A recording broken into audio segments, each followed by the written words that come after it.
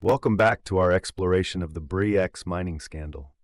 In the last episode, we traced the rise of Bre-X, a small Canadian company that seemingly struck gold in the jungles of Borneo. We met David Walsh, the ambitious CEO determined to make his fortune, and Michael de Guzman, the geologist whose claims of a massive gold discovery sent Bre-X's stock soaring to unimaginable heights. But as we discovered, this dream of riches was built on a foundation of lies. Unraveling the deception, salting, twin drilling, and the second core samples. Michael de Guzman's scheme was simple yet effective. He salted the core samples taken from the Busang site, adding gold from external sources to artificially inflate the apparent gold content. The salting process was relatively easy for de Guzman to carry out. He had almost complete control over the site and the trust of those around him.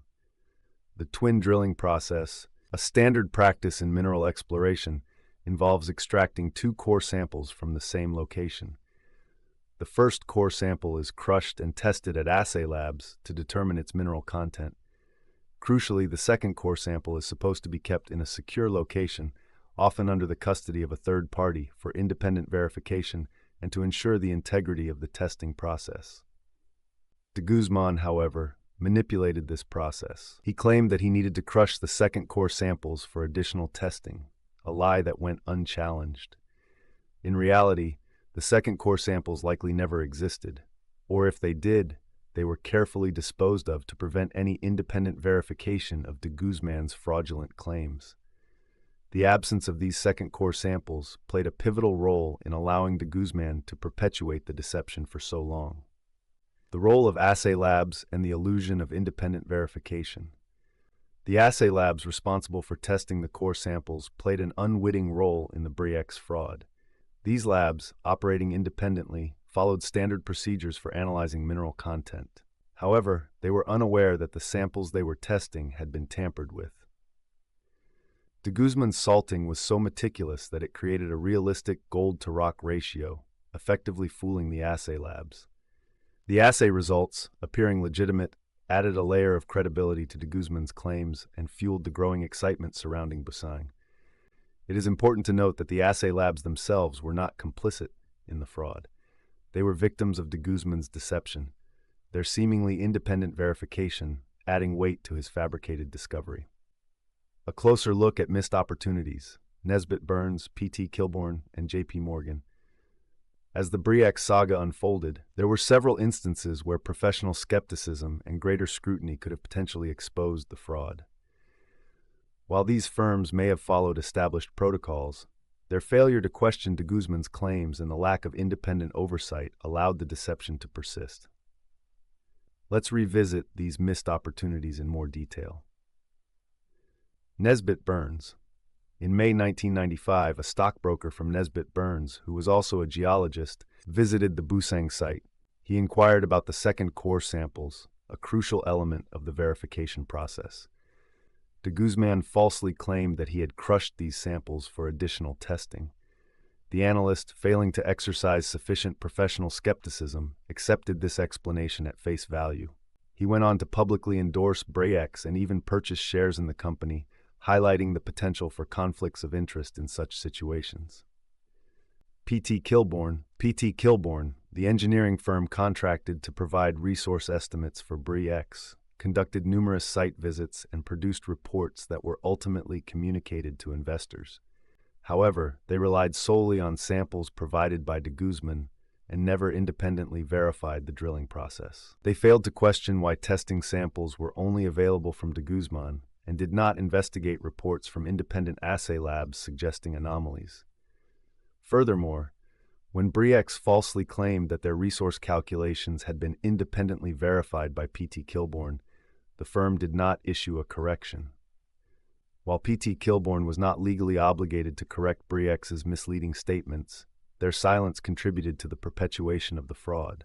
J.P. Morgan. In July 1996, banking giant J.P. Morgan was brought in to assist Bre-X in securing a partnership with a major mining company. J.P. Morgan executives, including mining engineers, visited the Busang site and identified concerns regarding the sampling and methodology used by Bre-X and P.T. Kilbourne. They recommended an independent recalculation of the estimates, but did not insist on it as a prerequisite for proceeding with the deal.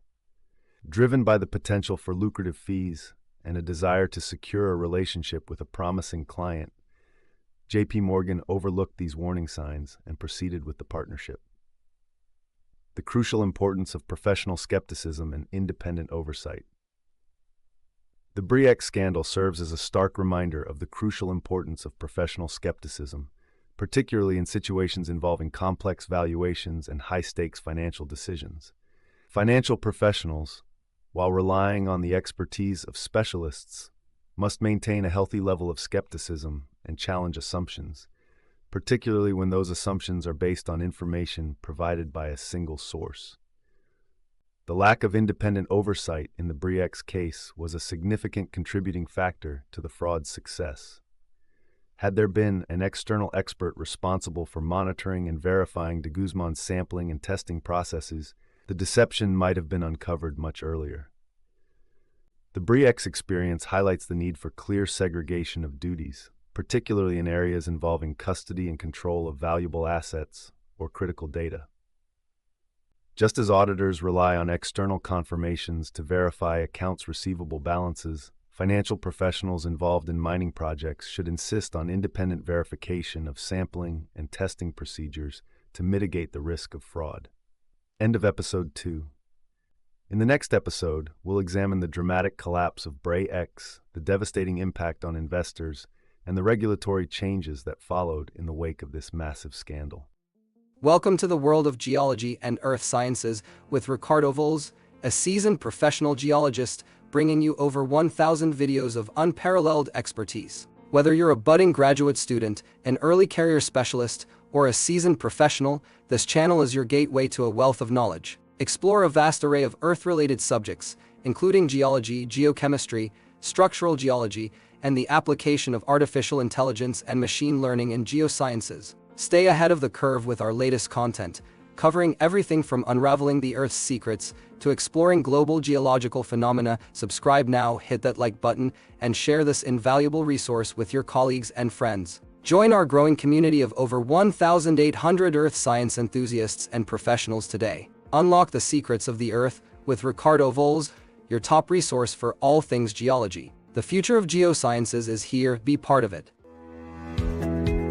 I think these videos are brilliant, and I'm sure you will like them too. Please like, comment, and subscribe, and don't forget to click the notification bell.